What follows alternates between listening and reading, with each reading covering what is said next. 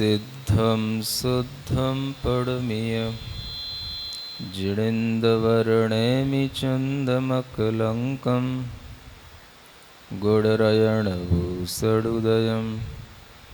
जीवस्य परुवणं वोच्छम्। गोमट्टसार जीवकांड ग्रंथराज के स्वाध्याय में सम्यक्त मार्गणा के अंतर्गत 6 द्रव्यों का श्रद्धान करने के लिए कहा गया था, उसमें काल द्रव्य का वर्णन यहाँ विशेष रूप से चल रहा है। काल द्रव्य को समझने के लिए व्यवहार और निश्चय दोनों प्रकार के काल बताए हैं। शुद्ध नय से एक समय मात्र की जो पर्याय है वो निश्चय काल है, और जो अनेक समयों की पर्याय होती है वह व्यवहार काल कही गई। एक समय की पर्याय को ही अर्थ पर्याय कहते हैं और अनेक समय की पर्याय को व्यंजन पर्याय कहते हैं। ऐसा पहले बताया जा चुका है। एक गाथा अगर हम समझें तो बीच में एक और क्षेपक गाथाएं, कुछ इसमें ज़्यादा ही हैं, एक और क्षेपक गाथा है जो 574 नंबर के साथ लिखी हुई मिलती है, उसको भी हम पढ़ करके थोड़ा सा अर्थ उसका समझ सकते हैं। अड्ढस्य अणालसस्य निरूपहदस्य हविज्य जीवस्य उत्सासानिस्सासो एगो पाणोत्ति आहिदो। ये क्षेपक गाथा मानी जाती है। 574 नंबर की गाथा के पास में ये लिखी हुई है। तो यहाँ ये बताया गया है कि जिसे हम प्राण कहते हैं वो प्राण श्वासोच्छ्वास प्राण कहलाता है, और जो श्वासोच्छ्वास होता है वह प्राण के रूप में जो गिना जाएगा, या इधर जो बताया था कि आवली के बाद में संख्यात आवलियों का समूह उच्छ्वास कहलाता है, ऐसा कहा था ना ऊपर वाली गाथा में। उच्छ्वास किसे कहते हैं? तो संख्यात आवली के बराबर एक उच्छ्वास में टाइम लगता है। तो जो एक श्वासोच्छ्वास का टाइम है उसमें संख्यात आवलियाँ हो गई, और उस श्वासोच्छ्वास को भी हम जो समझ रहे हैं वो श्वासोच्छ्वास कैसे व्यक्ति का होना चाहिए वो यहाँ बताया गया है। तो यहाँ कहते हैं अड्ढस्य का मतलब होता है जो आढ़ हो। आढ़ माने मतलब कि धन संपदा से भरा हुआ हो, उसको क्या बोलते हैं? आढ़, है ना। देखो, एक शब्दों से कुछ अच्छा अर्थ भी निकल सकता है और समझ में आ सकता है कुछ। मतलब कि श्वास जो सही चलती है, उच्छ्वास निश्वास रूप जो प्राण सही चलता है वो किसका सही चलेगा और किसका माना जाएगा? मानक के रूप में हम ऐसे व्यक्ति को लेंगे, उसके श्वास को हम देखेंगे तो वो श्वास होगी आढ़ व्यक्ति की, माने धनी होना चाहिए वो व्यक्ति, है ना। अब ऐसा क्यों है अभी आगे समझ सकते हो। तो एक तो पहले वो भरा हुआ हो, धन धान्य से सुखी हो, मतलब, है ना। आढ़ का मतलब क्या है? सुखी हो। जैसे बोलते हैं ना धनाढ़, है ना, तो धन से भरपूर। ऐसे ही आढ़ का मतलब यहाँ सुख से है, तो सुख से युक्त हो। फिर अनलसस्य माने आलस्य से रहित हो। क्या हो? हाँ, मतलब आलसी व्यक्ति की श्वास नहीं देखना। आलसी व्यक्ति की श्वास मतलब सही नहीं मानी जाती है, और वो प्राण के रूप में सही तरीके से मतलब एक मानक नहीं बन सकती है। तो आलसी नहीं होना चाहिए। और निरुपहदस्य, निरुपहत होना चाहिए, माने कि किसी भी तरह के श्रम से पीड़ा से दुखी नहीं होना चाहिए। निरुपहत का मतलब होता है कि वह जो है निरोगी होना चाहिए, है ना। तो ऐसा जो जीव होगा उसके जो उच्छ्वास और निश्वास होगी उसे एक प्राण कहा जाएगा, है ना। प्राणायाम जो लोग करते हैं, तो प्राणायाम का मतलब ये होता है कि प्राण का आयाम सही चले तो अपने आप प्राणायाम होता है। प्राणायाम का मतलब केवल श्वास भरना और फेंकने का नाम प्राणायाम नहीं होता। प्राणों का आयाम माने सही ढंग से प्राणों की गति चले, प्राणों की जितनी लंबाई होनी चाहिए वो सही ढंग से चले तो अपने आप प्राणायाम हर समय चलता है। समझ में आ रहा है ना? तो इसको प्राण कहा गया है। एक उच्छ्वास और निश्वास, इसको क्या बोलते हैं? एक प्राण। तो वो जो मानक के रूप में माना जाएगा कि हम भाई संख्यात आवली में, जो संख्यात आवली के समूह में जो एक उच्छ्वास एक मात्रक बना, तो वह उच्छ्वास किसका, वो कौन सा उच्छ्वास माना जाएगा?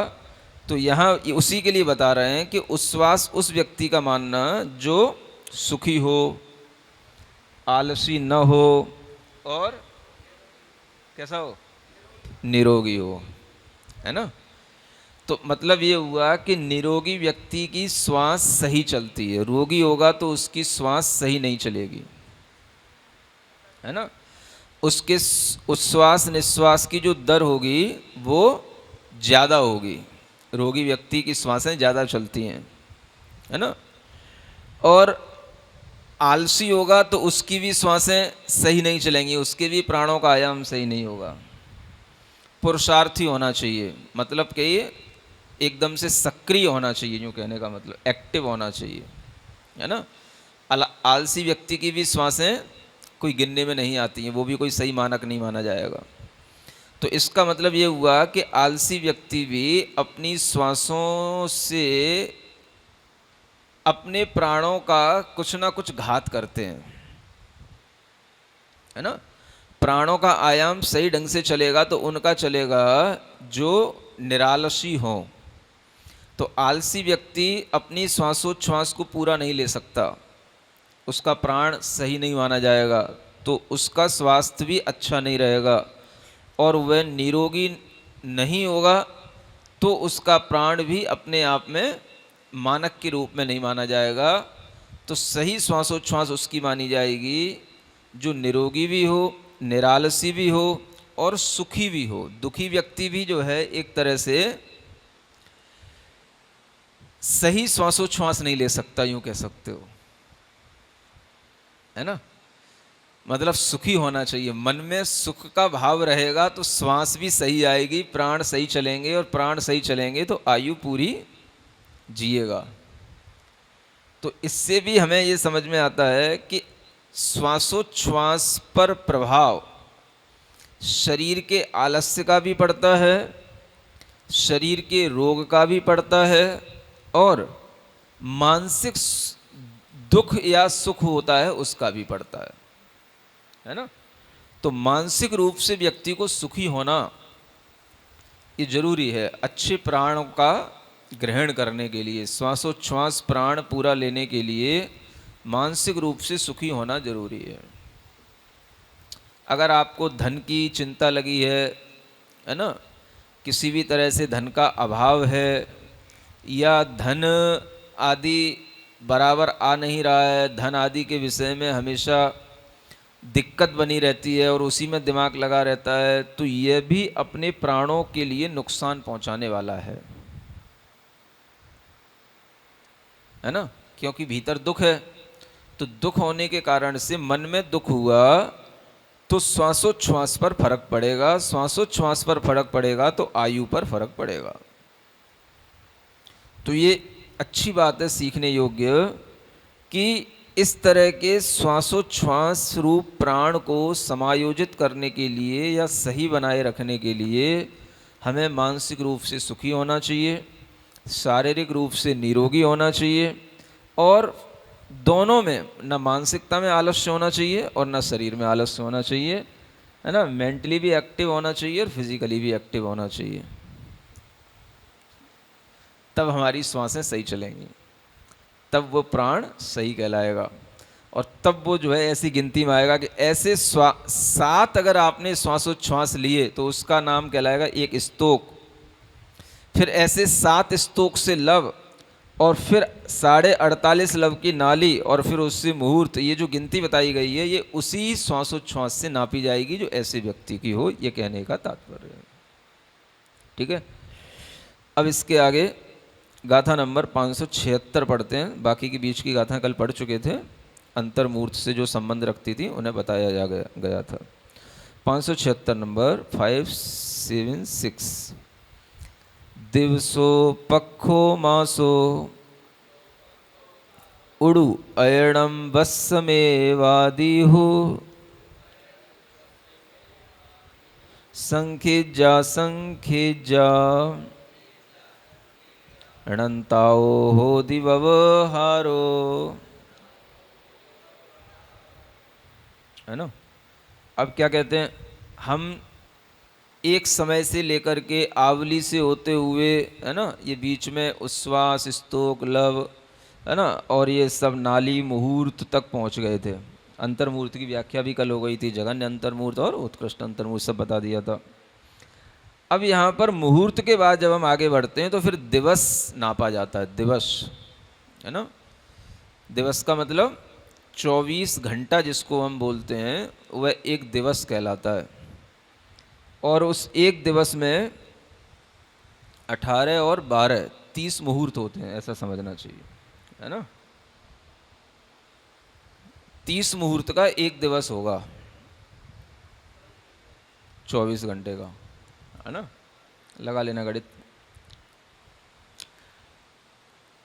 मतलब कि 48 मिनट का एक मुहूर्त है ना। तो पूरे 24 घंटे के अंदर, है ना, कितने मिनट होंगे तो वो आप जो है, और कितने मुहूर्त होंगे तो मुहूर्त कितने होंगे तो उसमें 30 मुहूर्त होंगे। तो 24 घंटे में जितने मिनट होंगे उतने ही 30 मुहूर्त में मिनट आपके आ जाएंगे, है ना। आ रहा है कुछ गणित? क्या आ रहा है? मतलब कि 30 मुहूर्त का मतलब हो गया 30 गुणा 48, है ना। तो ये हो गया 1440 हो गया। तो 1440 मिनट हो गए। और इसी को अगर हम 24 घंटे के मिनट बनाएंगे तो 24 में 60 का गुणा करोगे तो भी, है ना, 1440 आ जाएगा। 144 हो गया, 24 छक्का 144, तो 1440 ही मिनट आ गए। तो वही यहाँ गणित बताया गया है कि मुहूर्त से बना दिन, ऐसे ये व्यवहार चलता है जो हम दिन तक आ गए। फिर दिन के बाद बनेंगे पक्ष, है ना। 15 दिन का एक पक्ष कहलाया, कृष्ण पक्ष है या शुक्ल पक्ष है। तो 15 दिन गिन लिए तो वो 15 दिन का एक पक्ष हो गया। और ऐसे 2 पक्षों का एक मास हो गया, महीना, है ना। ये ऐसे बढ़ता चला जाता है। फिर उड़ू, उड़ू माने होती है ऋतु, है ना। तो फिर मास से ही ऋतु बनेगी, 2 महीने की एक ऋतु मानी जाती है ना। तो 2 महीने की एक एक ऐसे ऋतु मानी जाएगी। महीने की 2 महीने की होती है एक ऋतु, है ना। ये हेमंत ऋतु, शिशिर ऋतु, वसंत ऋतु, है ना, शरद ऋतु। जैसे अभी ये शरद का टाइम शुरू होने वाला है ना, हो जाता है ये 15 अक्टूबर के बाद से ये लगभग शरद ऋतु आ जाती है। तो ये जो है इस तरीके से ऋतुएं चलती हैं। वर्षा ऋतु है तो ये भी 2 महीने की होती है। तो इस तरह से ये ऋतुएं होती हैं। और फिर उसके बाद में आते हैं अयन। अयन ये हो गया, ये 6 महीने का एक अयन हो गया, है ना। कितने का? मतलब एक वर्ष में 2 अयन हो जाते हैं। एक जिसे हम बोलते हैं ना उत्तरायण और एक दक्षिणायन, है ना। सूर्य की जो गति होती है वो दक्षिणायन और उत्तरायण ऐसे मानी जाती है। तो ये 2 अयन हो जाते हैं। तो कहना चाहिए कि 3 ऋतुओं के 2 अयन हो, एक अयन हो गया, है ना। 3 ऋतु का एक अयन हो गया। और फिर उसके बाद आएगा वर्ष। तो बस जो अयन है वो 2 अयन का एक वर्ष हो जाएगा, है ना। उत्तरायण और दक्षिणायन पूरा हो गया तो वो एक वर्ष हो गया। आदि, आदि का मतलब अब वर्ष के आगे अब आप इसी तरीके से और भी आगे बढ़ाते रहना समय को जितना आप कर पाओ। संख्येज्या संख्येज्या अनंताओ, है ना। अब ये समय जो है वो संख्यात भी जाएगा, असंख्यात भी जाएगा और अनंत भी जाएगा। तो इस तरह से संख्यात समय का भी व्यवहार माना जाएगा, असंख्यात समय का भी व्यवहार माना जाएगा और अनंत समय का भी ये व्यवहार बनेगा, है ना। इसमें ये भी बताया जाता है कि जैसे संख्यात वर्ष का काल है, तो इस संख्यात वर्ष तक का जो काल है, संख्यात काल, ये हमारे श्रुत ज्ञान का विषय बनता है। जो असंख्यात वर्षों का काल होगा वो अवधि ज्ञान के माध्यम से जानने में आता है, और जो अनंत वर्षों का काल होता है या अनंत जो काल होता है वो केवल ज्ञान के द्वारा जानने में आता है। तो हर काल को जानने के अपने अलग अलग ज्ञान भी हैं। एक ही ज्ञान सब चीज़ों को नहीं जान सकता। तो श्रुत ज्ञान अनंत को नहीं जान सकता, श्रुत ज्ञान असंख्यात को नहीं जान सकता, है ना। अवधि ज्ञान असंख्यात को जानेगा और केवल ज्ञान अनंत को जानेगा और श्रुत ज्ञान संख्यात को ही जानेगा। तो इस तरह से ये व्यवहार चलता है। ये सब क्या है? व्यवहार। 2 वर्ष का हो गया, 10 वर्ष का हो गया, 80 वर्ष हो गए, है ना, 1,00,000 वर्ष हो गए, 1,000 वर्ष हो गए। ये सब क्या है? ये सब समय का समूह है। तो जो समय था उसी के समूह से ये सब व्यवहार चलता है, और ये सभी व्यवहार की ये सभी व्यंजन पर्याय कहलाएंगी जो अशुद्ध नय से कही जाएंगी। आगे कहते हैं 577 नंबर की गाथा में, व्यवहारो पूर्ण कालो मानुष खेतम मी जानिदवो दु जोई सियाणम चारे व्यवहारो खलु समाणोत्ति। अब देखो क्या कहते हैं, व्यवहारो पूर्ण कालो, जो व्यवहार काल है वो मानुष खेतम्मी जानिदब्बो, है ना। ये व्यवहार काल कौन से क्षेत्र में होता है? तो मनुष्य क्षेत्र में होता है। मनुष्य क्षेत्र का मतलब मनुष्य लोक, जिसे हम 2.5 द्वीप कहते हैं। इसी 2.5 द्वीप में, मनुष्य क्षेत्र में, मनुष्य लोक में ही यह व्यवहार काल चलता है। यानी जो भी आपको मुहूर्त, दिवस, पक्ष, मास आदि बताए गए हैं, ये सब व्यवहार कहाँ चलता है? तो मनुष्य क्षेत्र में चलता है ना। मनुष्य क्षेत्र के बाहर और भी बहुत बड़ा द्वीप समुद्रों का लोक है, तो वहाँ पर कोई इस तरह से गिनती नहीं रखता है कि भाई 2 महीने बीत गए, कि 10 साल बीत गए, कि 1000 वर्ष बीत गए।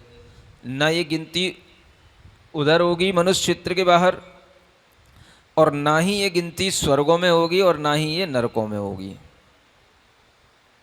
समझ आ रहा है? वहाँ गिनती लगाने का कोई काम नहीं है। जो है सो है। क्या समझ में आया? जो व्यवहार चलेगा वो सिर्फ और सिर्फ कहाँ? मनुष्य क्षेत्र में।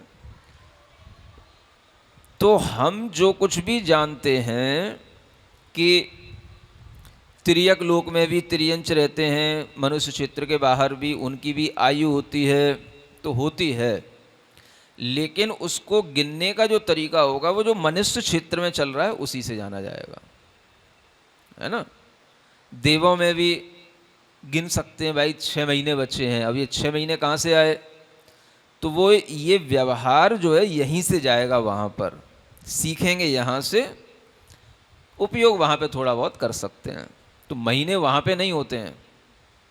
क्या समझ में आ रहा है ना। देवों के लिए कोई महीने साल गिनने नहीं पड़ते, उन्हें जरूरत भी क्या है। अब सागरों पर्यंत की आयु है ना। अब उन्हें जब भूख लगनी है तो जब टाइम आएगा उतने 1000 वर्ष के बाद में, तो अपने आप उनके कंठ से अमृत झर जाएगा, अपने आप उनके लिए भोजन मिल जाएगा। उन्हें दिन गिनने की जरूरत थोड़ी नहीं। कोई भूखे थोड़ा रह नहीं रहा है कि भाई 1 दिन ज़्यादा हो गया, कि 10 दिन ज़्यादा हो गए, कि भाई कंठ से अमृत नहीं झर रहा है, ऐसा तो होता नहीं है। तो टाइम को भी जानने की ज़रूरत नहीं है। समझ रहे? मतलब एक ये भी सुख है, एक ये भी समझ सकते हो, एक सोचने की बात है मनुष्य के लिए। ये बात पहले कभी सोचने में नहीं आई, अभी अभी सोचने में ही आ रही है इस गाथा को लेकर के, कि क्या हम कभी ऐसे जी नहीं सकते कि हम टाइम फैक्टर को बिल्कुल अलग रख दें। क्या समझ में आ रहा है? हाँ, आप देखो मनुष्य की सारी व्यवस्थाएं टाइम फैक्टर के साथ ही चलती हैं। 10 दिन हो गए, घर से बाहर निकले हैं, 1 दिन और महाराज रुक गए, 2 दिन और रुक गए, 3 दिन और रुक गए, 13 दिन हो गए, 15 दिन हो गए, बहुत दिन हो गए। समझ आ रहा ना? मतलब ये समय को अगर हम भूल जाएं, टाइम फैक्टर को अगर हम छोड़ दें, तो ऐसा लगता है कि व्यक्ति बहुत अच्छे ढंग से जी सकता है। सुखी रहने के लिए टाइम वाइम सब छोड़ना पड़ेगा, ऐसा लगता है मुझे। समझ आ रहा ना? व्यक्ति भी वजह की टेंशन लिए रहता है, अब उससे उसका व्यवहार चलता है। 15 दिन हो गए, 20 दिन हो गए, 1 महीने से यहाँ हूँ, 1 वर्ष से वहाँ जॉब कर रहा हूँ, 2 साल से वहाँ विदेश में रह रहा हूँ। तो ये जो गिनती चलती है, ये गिनती उसको थकाती है, मुझे ऐसा लगता है। समझ आ रहा है ना? और आदमी इस गिनती के बिना रहता नहीं है। 2 वर्ष हो गए, 10 वर्ष हो गए, आपसे मिले नहीं, 2 साल से आपके दर्शन नहीं हुए। समझ आ रहा है? ये सब बातें ऐसा लगता है कि आदमी के लिए सब टेंशन वाली चीज़ें हैं, और इसके बिना काम चलेगा भी नहीं। तो कहीं ना कहीं कोशिश की जाए, है? हाँ, समय को भूलने की। समय से ही तो सब है। अरे भाई, अब मैं 10 वर्ष का हो गया, 40 वर्ष का हो गया, अब मैं 50 वर्ष का हो गया, अब मैं बूढ़ा हो गया, अब ये हो गया, वो हो गया। सब टाइम से जुड़ता है हर काम। बेटे हो गए, 20 वर्ष के हो गए, बेटी हो गई, इतने वर्ष की हो गई, वो इतनी बड़ी हो गई। सब चिंताएं कहाँ से आ रही हैं? और जबकि समय बिल्कुल क्या है? उदासीन है। समय क्या है? उदासीन। समय कुछ कह नहीं रहा है, और हम समय को लेकर के ही परेशान है। मान लो किसी की बेटी अगर मान लो 30 साल की हो गई और उसकी शादी नहीं हो रही, तो वो कितना परेशान होगा, आप सोचो। किसके कारण से? समय को देख करके। और समय ना देखा जाए, ऐसा कैसे फिर महाराज जिएंगे कैसे? लोग कहने जीने ही नहीं देंगे। समाज में रहना है तो समय देखना ही पड़ेगा। समझ आ रहा है? मतलब कि बहुत सारी चीजें समय से बांध करके हम चलते हैं, और समय पर निर्भर होकर के अपने अंदर तरह तरह के तनाव भी लिए रहते हैं।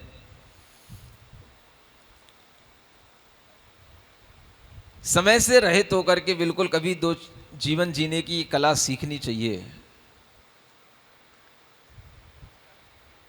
हाँ, हो गया सुबह, हो गई शाम, कुछ पता नहीं है, चल रहा है, कब संडे कब ट्यूसडे का मतलब, और कौन सा साल और कौन सा महीना। ठीक है, सब चल रहा है तो चल रहा है? अब फिर आप कहोगे कि समय नहीं देखेंगे तो फिर कब खाएंगे, कब पिएंगे, कब मंदिर जाएंगे? हैं? तो कहीं ना कहीं समय से बंधना ही पड़ेगा, है ना? समय नहीं देखेंगे तो फिर टाइम पे कैसे आएंगे महाराज क्लास में? समय यहाँ पे भी बांधना पड़ेगा आपको। तो सब चीज़ें समय से बंधी रही हैं। लेकिन अगर सुखी होना है वास्तव में, तो कुछ ऐसा किया जा सकता है कि हम अपनी दिनचर्या को इस तरह से बनाएं कि बस जो समय पे करने योग्य कार्य हैं धर्म संबंधी, वो हम समय पे कर लें। बाकी के और कोई भी कार्यों में जो हम समय को ज़्यादा देखें नहीं, है ना? धर्म का समय देख लेना पड़ेगा, है ना? सुबह के समय तो सुबह की समय काम करना पड़ेगा, भोजन के समय भोजन कर लेना पड़ेगा, सोने के समय सो लेना पड़ेगा। लेकिन बाकी और चीज़ें बहुत सारी हम जो बांधे रखते हैं, ये 10 साल हो गए, 5 साल हो गए, 20 साल हो गए, ये नहीं वो नहीं, ये नहीं वो नहीं, इससे तो बचा जा सकता है ना कम से कम। हर चीज़ से तो नहीं बचाया सकता, क्योंकि मनुष्य क्षेत्र में ये व्यवहार चलता है, इसीलिए कहा गया ये व्यवहार मनुष्य क्षेत्र में चलेगा, और मनुष्य इससे बंधा हुआ है। अब आप सोचो कि देव हैं, नारकी हैं, कोई भी है, इनके लिए टाइम वाइम कोई चीज़ ही नहीं होती है। समझ आ रहा है ना? क्योंकि उन्हें शरीर उनका एक जैसा ही रहना, देवों का, है ना? और कोई भी टाइम के बंधन से कोई काम तो होता नहीं है। जब कभी घंटी बज जाती है इंद्र की, तो सब इकट्ठे हो जाते, बस वो हो गया, बाकी कोई टाइम का कोई मतलब नहीं है। नहीं समझे? इंद्र कभी कभार घंटी बजा देता ना, तीर्थंकरों का जन्म होता है, कोई ज्ञान कल्याणक इत्यादि होते, तब इंद्र घंटी बजाएगा, भाई चलो चलो चलो चलो, तो चलो। बस जब घंटी बज गई तो चल दिए, ऑर्डर आ गया तो चल दिए, नहीं है तो अपनी मस्ती मस्त है। न दिन है न रात है, न वर्ष है न महीने है, न सावन है न भादों है। ना 2020 है ना 21 है, कुछ नहीं है। नहीं सोचो, एक विचार करो, ये भी एक लाइफ है कि नहीं है? Beyond the time. आइंस्टाइन की थ्योरी फेल है यहाँ पे। क्या कह रहा है? अरे तो नंदीश्वर के टाइम पे भी सब चलते सुबह भी चलने लग जाते हैं? वो टाइम आता है तो सबके लिए संकेत मिल जाता है, बस उससे पहले तो निष्फिक्र है ना, उन्हें कोई चिंता नहीं है ना।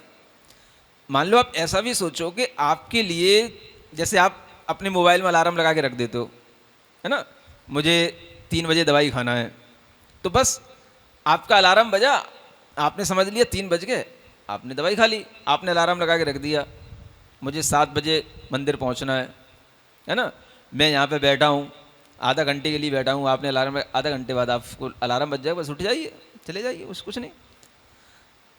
तो वो तो कब होता है? साल में 3 बार बस। और बीच में कुछ और ओकेजनली कुछ भी और हो गया, किसी किसी के कल्याणक हो गए तो वो हो गया। सब चल रहे तो हम भी चल रहे हैं, चलो। और कुछ चिंता तो है ही नहीं है कि उनका ये हो गया तो उसमें जाना ही पड़ेगा, कि वो बाद में चले जाएंगे कि अब चले जाएं, ऐसी कुछ नहीं है। क्या समझ में आ रहा है? ये भी एक दुनिया है, ये भी एक जीवन है, समझो तो। अच्छा चलो वहां की छोड़ो, यहां भी अपने मनुष्य क्षेत्र में, जैसे मान लो बंदर हैं, कुत्ते हैं, चलो इनको देखो, है? इन्हें क्या समझ में आता है कि मैं कितने साल का हो गया, कि मैं कितने कितने दिन से यहाँ पड़ा हूँ, कि कितने दिन से इसी परिसर में रह रहा हूँ, कि इतने साल से, इन्हें कुछ पता रहता है? तो ये भी तो जिंदगी है। मतलब आदमी कभी सोचता नहीं है, इसलिए सोचने को मैं कह रहा हूं कि सोचना चाहिए ऐसा भी कि टाइम फैक्टर के बिना भी कभी जिंदगी निकालनी चाहिए, है? व्यवहारिक सा नहीं लगता। इसीलिए तो कहा जा रहा है कि मनुष्य क्षेत्र में ये काल है, तो मनुष्यों के लिए ये काल है, और यही काल उसके लिए महाकाल है। है ना? ये व्यवहार मनुष्यों में ही चलता है, है? चातुर्मास भी क्या चीज है? कहो ही क्यों चातुर्मास? बस महाराज आ गए, आ गए, जब जाएंगे चले जाएंगे, बस रुके हैं रुके हैं। गिनना क्या है? जो चातुर्मास है कि 2 मास है कि 1 मास बचा है कि 1 मास निकल गया है, क्या गिनना क्या है? कुछ नहीं, ठीक है, चल रहा है, चल रहा है?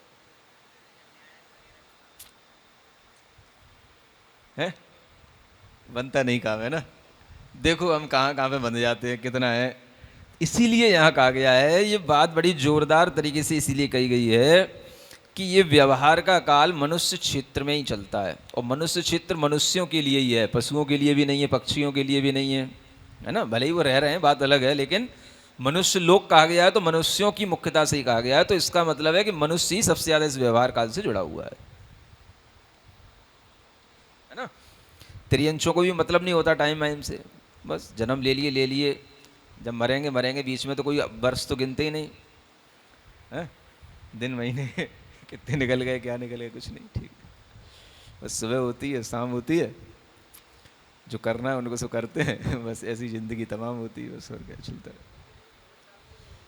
है। नहीं, त्रियंशों के लिए सुबह शाम नहीं होती। अब फिर भी जिनको शाम रात में सोना होता है वो सोते भी हैं, रात वाले रात में सोते हैं, जिन्हें रात में जगना है वे रात में जगते हैं, दिन में सोना है जिन्हें दिन में सोते हैं, तो सुबह शाम कहीं ना कहीं इफेक्ट तो डालती है। अब मनुष्यों के साथ रहेंगे, कुछ ना कुछ तो फर्क पड़ेगा उनके लिए। अब संगति का कुछ ना कुछ तो फर्क पड़ेगा ही भाई, जब सब सो गए तो बेचारा कुत्ता भी क्या करेगा? उसे भी सोना ही पड़ेगा ना। बंदर भी क्या करेगा? शाम होती है, देख लो आप, अपनी अपनी डालियों में छुप के बैठ जाते हैं, अपने अपने स्थान पर सो जाते हैं, बस सुबह होते ही फिर कूदने लग जाते हैं, है ना? तो उनके लिए तो फर्क इस तरीके का है। और वो भी फर्क इस मनुष्य क्षेत्र के ही कारण से है। लेकिन वो फर्क कैसे है, तो वो भी यहाँ ज्योति ज्योतिषियाणम चारे, है ना, मतलब ज्योतिषी देवों का जो चार चार माने उनका गमनागमन, जो उनका चार क्षेत्र जो है, ये जो चलना है उन ज्योतिषी देवों का, सूर्य और चंद्रमा के जो विमान चलते रहते हैं, इसके कारण से सब व्यवहार चलता है ना। मतलब ज्योतिषी देवों के विमानों के कारण से ये सब दिन और रात के व्यवहार चलते हैं। सूरज का विमान है ना, यहाँ से वो दूसरी क्षेत्र में पहुँच गया, अंधेरा हो गया, रात हो गई, चंद्रमा आ गया, ठीक है ना। अगले दिन फिर सूर्य का उदय हो गया, तो फिर जो है दिन हो गया, फिर नया दिन शुरू हो गया।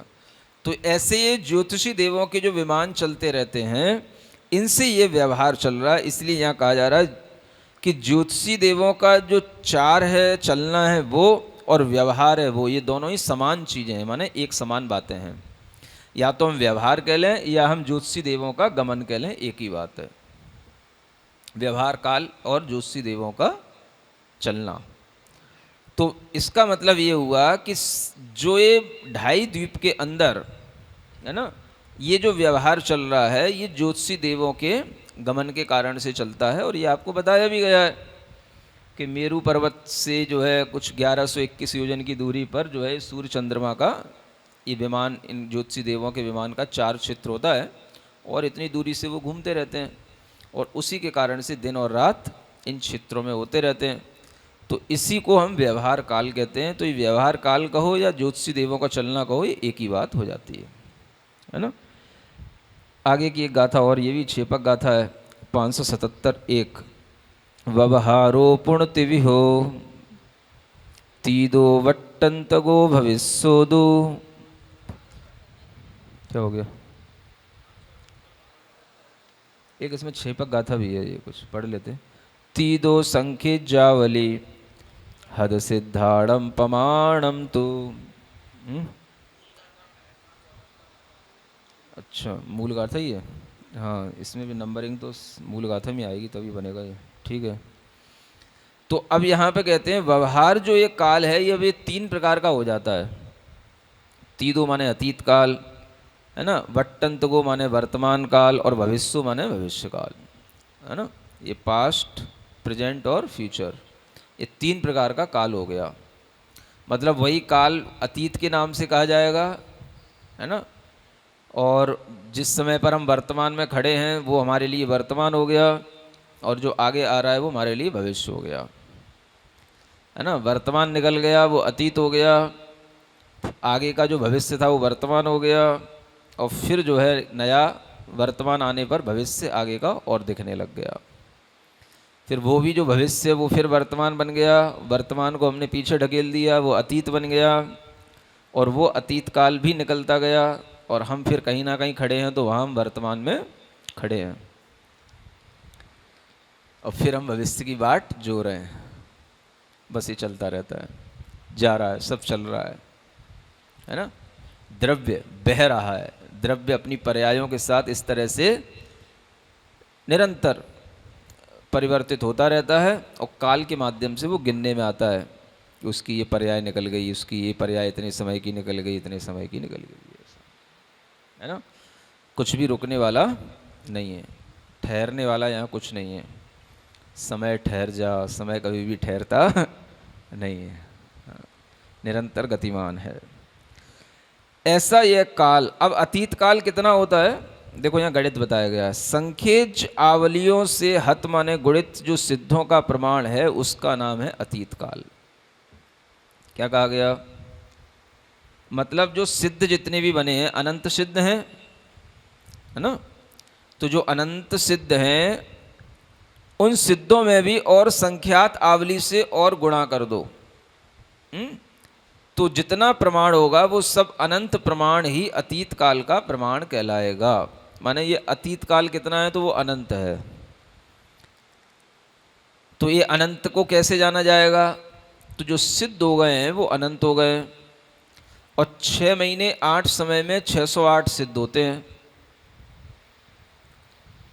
समझ आ रहा है ना? 6 महीने 8 समय में 608 सिद्ध होते हैं। तो जितने ये सिद्ध हो गए हैं वो सिद्धों में जो अनंत सिद्ध हैं, तो उनमें इसी काल के माध्यम से अगर हम देखेंगे कि जब 6 महीने 8 समय में 608 सिद्ध होते हैं, तो अनंत सिद्ध होने में कितना काल लगेगा। तो इसी तरह का हम वो जो एक एक नियम होता है ना, जो पहले बताया गया, इसको त्रैराशिक यहाँ गुणा भाग कहते हैं, तो बस वही लगा करके वो हम समय निकालेंगे तो वो संख्यात आवली से गुणित सिद्धों के प्रमाण बराबर आ जाएगा। तो इस तरह से अतीत काल कहलाता है, ये भी अनंत है। लेकिन जो भविष्य का काल है उसको भी यहाँ अनंत कहा गया है, लेकिन उसका गणित अलग है ना। तो वो भी देखते हैं, आगे की गाथा में लिखा हुआ है, समओहु वट्टमाणो जीवादो सब पुग्गलादो वि भावो अनंत गुणिदो यदि व्यवहारो हवे कालो। हाँ देखो, जो समय है वो वर्तमान काल है। एक समय क्या कहा गया, वर्तमान क्या है, एक समय का काल जो है वो वर्तमान काल है। बस प्रति समय जो अर्थ पर्याय निकल रही वर्तमान पर्याय है। लोग कहते हैं ना वर्तमान पे टिको, आप वर्तमान पे कोई टिक ही नहीं सकते, आप जानती नहीं वर्तमान कितना छोटा है। क्या समझे, अपनी श्वास पे ही टिकने को वर्तमान पे टिकना कहते हैं, लेकिन श्वास तो बहुत मतलब संख्यात आवली का समूह हो गया, और एक आवली में असंख्यात समूह हो गए तो कितने असंख्यात समयों का मतलब वो श्वास हो गया एक। जबकि हमें एक श्वास पर जब हम टिकेंगे तो वर्तमान पे टिकना कहलाएगा, एक समय पे टिकेंगे तो, है ना। तो वर्तमान एक समय वाला है, वो तो अपनी कभी पकड़ में आने का ही नहीं। माने अपन कभी वर्तमान को पकड़ ही नहीं सकते अगर सिद्धांत की दृष्टि से देखें तो। Live in the present moment कभी पॉसिबल ही नहीं है, है? क्या हो रही है? किसी भी चीज में आप एक समय को पकड़ ही नहीं सकते, कुछ भी हो। तो मतलब वर्तमान जो है वो एक समय वाला है और एक समय आपकी पकड़ से बाहर है। तो आप कहीं ना कहीं वर्तमान जो वास्तव में वर्तमान है उसमें तो नहीं आ सकते हो। आप अपना कोई और दूसरा पैरामीटर बना लो वर्तमान का, कि भाई न पीछे का न आगे का, बस जो है उसी को फील करो। तो जो है बस उसी को वर्तमान कहोगे तो वो भी वर्तमान भाग रहा है, वो भी ठहरा हुआ वर्तमान नहीं है, वो भी निकल रहा है, वो भी अतीत बनता चला जा रहा है। बस आप उसे वर्तमान में पकड़ने की या उसमें अपने आप को स्थिर रहने की अगर जो कोशिश करोगे तो वही वर्तमान है। वो भी स्थूल रूप से उसको वर्तमान कहा जाएगा, लेकिन सूक्ष्म रूप से तो वर्तमान का मतलब एक समय है ना। वैसे तो काल का ये सब द्रव्य का विषय बिल्कुल नीरस था, लेकिन थोड़ा समय लग रहा है आपको, रस आ रहा होगा, है ना। नहीं तो इन गाथा में कुछ है नहीं है। समझ आ रहा है। अब देखो, अतीत तो हो गया, वो जो सिद्धों के साथ गुणा भाग करके संख्यातावली का गुणा करके, वो तो अतीत काल का टाइम हो गया। प्रेजेंट टाइम एक समय के बराबर हो गया, और जितना भी फ्यूचर है वो क्या है, जीवादो सब पुग्गलादो भावो अनंत गुणिदो, है ना। मतलब कि जितने भी जीव हैं और जितने भी पुद्गल द्रव्य हैं, इन सबको मिलाकर के, है ना, ये जो है बन जाता है, वो भावी ही बन जाता है, आगे का भविष्य काल बन जाता है, और ये अनंत गुणा हो जाता है। किससे? तो ये पास्ट से भी अनंत गुणा होता है। माने अगर हम देखें तो सिद्धांत शास्त्रों में ये समझ में आता है, लिखा हुआ मिलता है कि भूत से भविष्य काल बड़ा है। मतलब भूत से भविष्य बड़ा है। अब भूत का भी कोई शुरुआत तो है नहीं है, लेकिन फिर भी भविष्य में और भविष्य का भी कोई अंत नहीं है, और वर्तमान कहीं बीच में एक समय का कोई ऐसा भी नहीं है कि बस वहां खड़े हो जाओ तो यहाँ से भूत है और यहाँ से भविष्य है। और फिर भी ये सब बातें हवा में होते हुए भी भूत से भविष्य अनंत गुणा है। समझे तो बात सही भी लगती है कहीं ना कहीं, भले ही अब समझा नहीं पाएंगे कैसे लगती है, लेकिन है।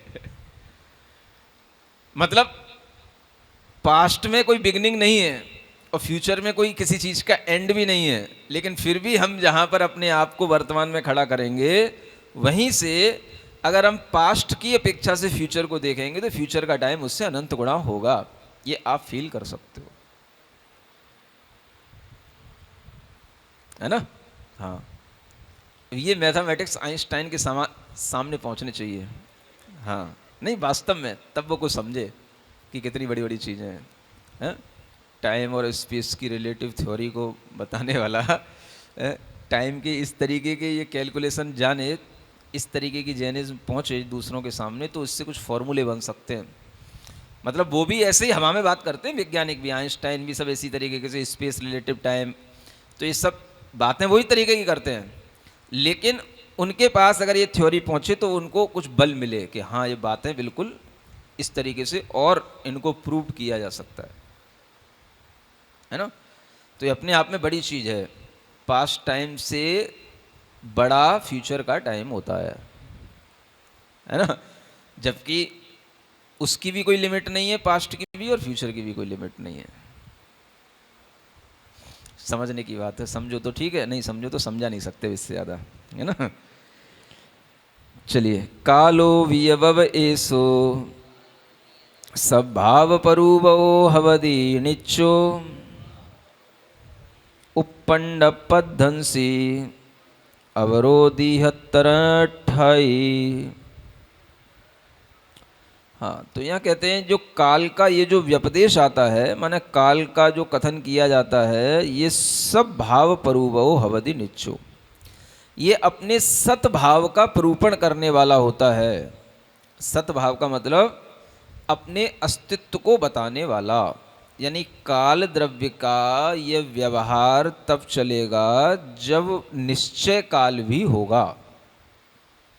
क्या कहा है ना, जिसको हम परमार्थ काल कहते हैं, वह निश्चय काल भी होगा। माने काल नाम का अगर जब तक द्रव्य नहीं होगा तो उस द्रव्य के माध्यम से होने वाला जो परिणमन है वो व्यवहार के रूप में गिनने में जो आ रहा है वो संभव नहीं है। नहीं समझ आया। यहां ये कहने का मतलब है कि व्यवहार है तो निश्चय भी है ना। काल द्रव्य का अस्तित्व है, ऐसा नहीं है कि ये काल द्रव्य के बिना ही हम जो है समय वर्ष इत्यादि को जो हम जान रहे हैं या इकट्ठा कर रहे हैं, ये किसी केवल पर्याय चलता है। तो पर्याय का समूह बिना द्रव्य के नहीं होता, तो द्रव्य भी है। तो काल द्रव्य का अस्तित्व इसी से जानने में आता है। श्वेतांबर लोगों में ये धारणा चलती है, वो निश्चय काल को नहीं मानते हैं, इसलिए भी यहां पर ये अलग से एक गाथा का भाव आ सकता है ना। मतलब उनके यहाँ एक सिद्धांत है कि बस व्यवहार काल होता है, निश्चय जैसी कोई चीज़ नहीं होती। माने वो परमार्थ रूप काल को स्वीकार नहीं करते हैं, है ना। काल द्रव्य को स्वीकार करेंगे, लेकिन काल द्रव्य किस रूप में है तो वो सब व्यवहार रूप में ही मानते हैं, उसको परमार्थ रूप में नहीं मानते हैं। तो इसलिए भी जो है यहाँ पर ये जोर देकर के कहा जा रहा है कि काल द्रव्य के सद्भाव का निश्चय उस व्यवहार से ही हो जाता है, क्योंकि व्यवहार तभी चलेगा जब निश्चय होगा, है ना। चाक होगा, कीली होगी चाक की, तो ही चाक घूमेगा। तो कीली हमें दिखाई नहीं दे रही है तो भी वह कीली के आश्रय से ही तो चाक घूम रहा है। तो जो कीली है वो काल द्रव्य है, और जो चाक का घूमना है वो व्यवहार है। कितने राउंड लगा लिए चाक ने वो बाद की बात है, पहले कीली तो होनी चाहिए जिसके आश्रय होकर के वो घूम रहा है। तो निश्चय काल द्रव्य के आश्रय से ही व्यवहार काल की पर्यायें गिनने में आती हैं। इसलिए वह सद्भाव का प्ररूपक निश्चय काल भी होता है और वो नित्य होता है, माने हमेशा बना रहने वाला होता है। द्रव्य नहीं होगा तो उसकी पर्याय कहाँ से आ जाएंगी। तो द्रव्य को भी मानना, और द्रव्य ही नित्य होता है। तो इसलिए यहाँ पर कहा कि यह जो काल का व्यपदेश है यही बताता है कि वो सद्भाव का प्ररूपक है, माने उसका अस्तित्व है, नित्य है और उत्पन्न होकर के ध्वंस हो जाने वाला है ना। माने काल का स्वभाव क्या है? प्रति समय उत्पन्न होना और नष्ट होना। इसको उत्पन्न प्रध्वंसी कहते हैं या क्षण ध्वंसी कहते हैं। क्षण भर में उत्पन्न हुआ और नष्ट हो गया, है ना। तो क्षण क्षण में जो विनश्वर होता है वह जो पर्याय है वो अवर माने जघन्य कहलानी चाहिए। काल की वो जघन्य स्थिति है। और दीहंतर ठाई जो दीर्घ काल तक स्थित रह सकती है वो भी काल की पर्याय है, वो व्यवहार की है ना। तो निश्चय का काम है वर्तना। वर्तना माने बस द्रव्य में होना, होते रहना, कुछ ना उसको कूटस्थ नहीं बनाना, टिकाना नहीं, बस उसमें होना। तो ये जो एक समय वाला है ये निश्चय है और बाकी सब जो है वो व्यवहार है जो दीर्घ काल तक हमें दिखाई देता है। इस तरह से निश्चय और व्यवहार दोनों कालों का प्रूपण इन गाथाओं में यहाँ तक हो गया। थोड़ा सा वर्णन और है जो आगे बताया जाएगा।